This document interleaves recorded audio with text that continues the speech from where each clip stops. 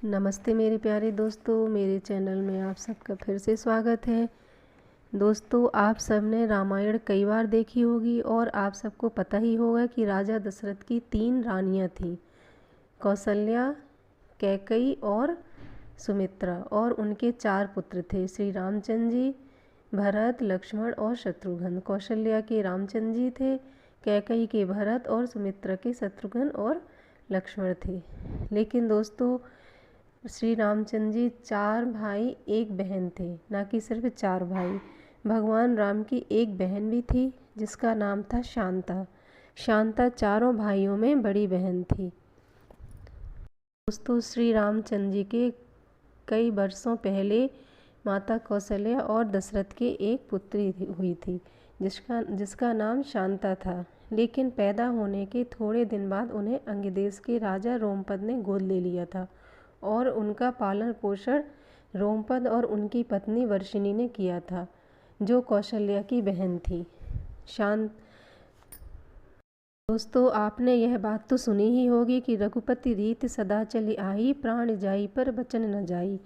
जी हाँ दोस्तों, इसी रीति की वजह से आज कोई शांता के बारे में नहीं जानता है। असल में कौशल्या की बहन वर्षिणी ने मजाक में राजा दशरथ से उनकी बेटी मांग ली थी, क्योंकि वर्षिणी की कोई संतान नहीं थी, और राजा दशरथ ने उनकी बात मान ली और अपनी पुत्री उन्हें सौंप दी। शांता आगे चलकर अंगदेश की राजकुमारी बनी। शांता बहुत ही सुंदर और गुणी ज्ञानी थी।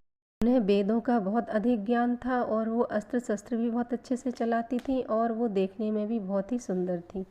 दोस्तों, शांता की शादी की भी एक कथा है। कहा जाता है कि एक बार एक ब्राह्मण अपने क्षेत्र में फसल के लिए राजा रोमपद से मदद मांगने आए, लेकिन राजा रोमपद ने उसकी तरफ ध्यान नहीं दिया और इंद्र ने अपने भक्त की बेइज्जती से गुस्सा गए और उन्होंने रोमपद के राज्य में बारिश नहीं होने दी, जिस कारण सूखा पड़ गया।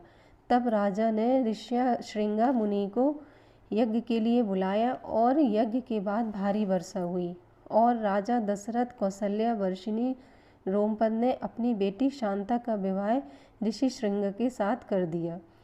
कहा जाता है कि शांता के बाद दशरथ के कोई संतान नहीं हुई थी। तब राजा दशरथ ने ऋषिशृंग को पुत्र कामेष्टि यज्ञ करने के लिए बुलाया और उसी यज्ञ के बाद राम, लक्ष्मण, भरत, शत्रुघ्न पैदा हुए। दोस्तों, शांता का विवाह ऋषिशृंग के साथ हुआ और वो उनके साथ वन में रहने लगी और एक ऋषि मुनि की तरह ही उन्होंने अपना जीवन व्यतीत किया।